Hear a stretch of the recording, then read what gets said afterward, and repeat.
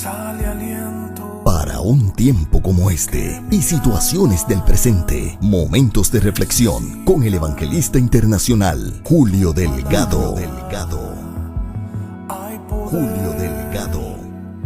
Que trae vida a mis huesos. Dios te bendiga. La reflexión para hoy la estaré basando a la altura del verso número 1 en el capítulo número 11 del Evangelio según San Lucas, que dice: aconteció que estaba Jesús orando en un lugar, y cuando terminó, uno de sus discípulos le dijo: Señor, enséñanos a orar, como también Juan enseñó a sus discípulos. Hoy quiero llamar tu atención para dar continuidad a lo que por los pasados 2 días hemos estado realizando a través de nuestras reflexiones, y es una corta serie la cual pudiéramos titular Enséñanos a orar. En la primera te llevamos a entender que la distancia entre un problema y la solución es la misma que existe entre tus rodillas y el piso. Y ayer reflexionamos sobre la base de que antes de enseñarte a qué decir, Jesús enseñó a cómo presentarte, porque puedes tener una buena intención, pero con tu acción demostrar lo contrario. En esta ocasión, aunque utilizo el mismo versículo de ayer como base, quiero centrar mi pensamiento haciendo una mezcla entre algunos versos del capítulo 6 del Evangelio según San Mateo y otros del capítulo número 11 del Evangelio según San Lucas, quien comienza dicho capítulo reseñando que cuando Jesús culminó de orar en un lugar que el mismo escritor no especifica, uno de sus discípulos se le acerca y le dice: Señor, enséñanos a orar, como también Juan enseñó a sus discípulos. No quiere decir que ellos nunca hubieran orado, porque para los judíos era común el orar y enseñar a sus hijos a cómo hacerlo. Y probablemente usted se preguntará: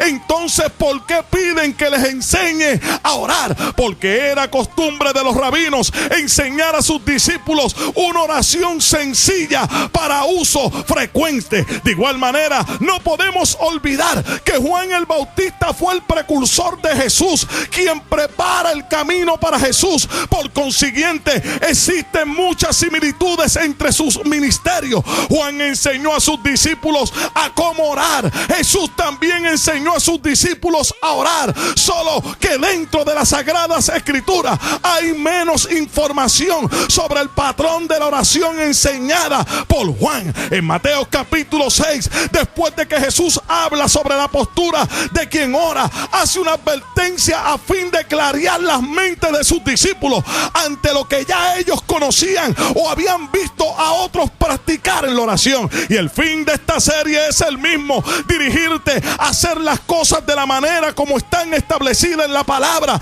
y no por el uso y costumbre. Jesús les dice: y orando, no uséis vanas repeticiones como los gentiles, que piensan que por su palabrería serán oídos. No os hagáis pues semejante a ellos, porque vuestro Padre sabe qué cosas tenéis en necesidad antes que vosotros las pidáis. No es que nunca tengamos que volver a pedir lo que se necesita, sino más bien una advertencia en contra de la creencia de que por medio de una repetición constante de la petición se puede obligar a Dios a conceder lo que de otro modo negaría, siendo este método innecesario para sus seguidores. Pero en la actualidad, lamentablemente, muchos aún creen que es la manera correcta para que Dios nos responda. Hombre de Dios que me escuchas, y mujer de Dios que analizas esta reflexión, para ser escuchadas en nuestras oraciones no se necesita utilizar